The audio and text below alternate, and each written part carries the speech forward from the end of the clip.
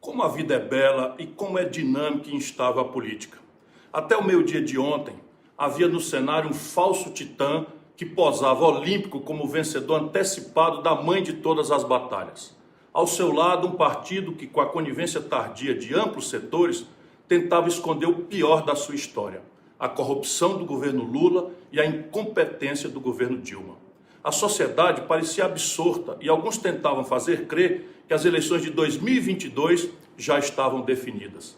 Mas bastou apenas uma leve cutucada para que este falso cenário se desfizesse, para que os fanfarrões tremessem na base, revelando o quão inseguros estão em relação ao presente e ao futuro, e para que eles mostrassem seu verdadeiro rosto, que traz em uma bochecha o medo, na outra bochecha a arrogância e nos olhos muita, mas muita hipocrisia.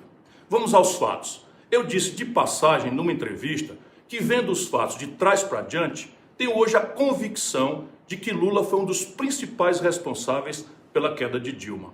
Disse também que os principais responsáveis por esta pavorosa tragédia que nos ameaça hoje, este governo criminoso de Bolsonaro, foram a corrupção e a incompetência dos governos do PT. Os cães raivosos silenciaram quanto a esta última denúncia, que eles, aliás, nunca conseguem responder, e tentaram fazer com que o mundo desabasse sobre mim por ter mostrado algo que qualquer observador mais arguto pode agora perceber. Repito, Lula, sim, foi o maior fator de desestabilização do mandato de Dilma. Ele fez isso de forma às vezes consciente e de forma às vezes inconsciente. Fez isso tanto no passado remoto como nos momentos finais da agonia dela. Fez isso no passado remoto quando loteou o governo com os personagens mais corruptos da história do país e deixou esta herança maldita para a sua sucessora. Fez isso quando escolheu a dedo Michel Temer para ser vice de Dilma, quando entregou Furnas e seu caixa poupudo a Eduardo Cunha, quando entregou a Petrobras e suas subsidiárias a personagens sinistros do Centrão e do MDB, e mais dezenas e dezenas de outros casos que até hoje eles tentam apagar da memória nacional. Lula fez isso muito especialmente quando, na ânsia de impedir a reeleição de Dilma, transformou seu famoso instituto num antro de intriga e conspiração. Banqueiros, empreiteiros, magnatas da indústria, políticos e jornalistas de confiança desfilavam por lá para escutar e se deliciar com as intrigas de Lula contra a sua cria.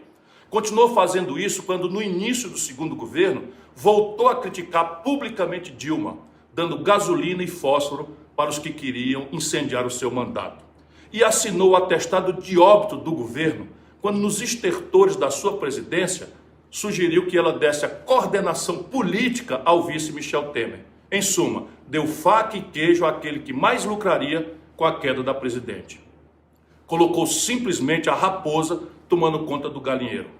Me diga agora você, depois de ouvir estes argumentos, eu tenho ou não razão de dizer que Lula foi um dos maiores responsáveis pela desestabilização de Dilma?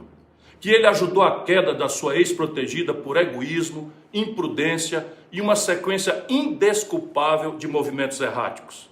Na verdade, o egocentrismo político sempre foi e continua sendo a característica mais marcante de Lula. Não é por acaso que o PT é hoje este deserto de lideranças. Lula sabe que eu posso dizer isso porque poucos conhecem ele tão bem quanto eu. E destes que o conhecem bem, nenhum tem a minha coragem e independência de dizer o que sabe e o que pensa. Dilma, que me agrediu duramente ontem, recebeu troco, também sabe que poucos conhecem o bastidor do seu impeachment como eu. E poucos lutaram tanto e desinteressadamente ao seu lado como eu, nos seus momentos finais. Sobre isso, aliás, quero corrigir algo que eu disse ontem no calor da discussão. Sinceramente, eu não me arrependo propriamente de ter lutado contra o golpe que a derrubou, porque nunca me arrependerei de defender a democracia. Para concluir, repito que eles só reagiram violentamente contra mim porque eu coloquei o dedo em duas feridas, duas vergonhas que eles tentam esconder: a corrupção do governo Lula e a incompetência do governo Dilma. Duas pragas que o PT semeou porque repetiu o mesmo modelo econômico, o mesmo tipo de governança, a mesma cumplicidade com os corruptos profissionais, o mesmo recrutamento de técnicos incompetentes e pouco criativos de governos anteriores. A mesma coisa, aliás, que está fazendo a cria nojenta e involuntária deles, esta praga chamada bolsonarismo. Porém, mais importante do que analisar o passado e seus reflexos no presente, é alertar para o risco, para o nosso futuro, do que seria a reincidência no erro de Lula. Com toda a cegueira, oportunismo e soberba, ele já começa a fechar acordos com estes mesmos personagens sombrios do passado. Que futuro, por acaso, ele estaria pensando para o Brasil? A reedição do mensalão, do petrolão, da rapinagem das nossas riquezas pelos abutres de sempre?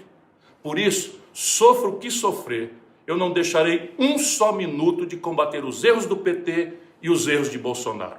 E jamais me intimidarei com a falsa cilada que diz que combater os erros do PT é fortalecer Bolsonaro. Ao contrário, combater estes dois erros é fazer o bom combate a favor do Brasil.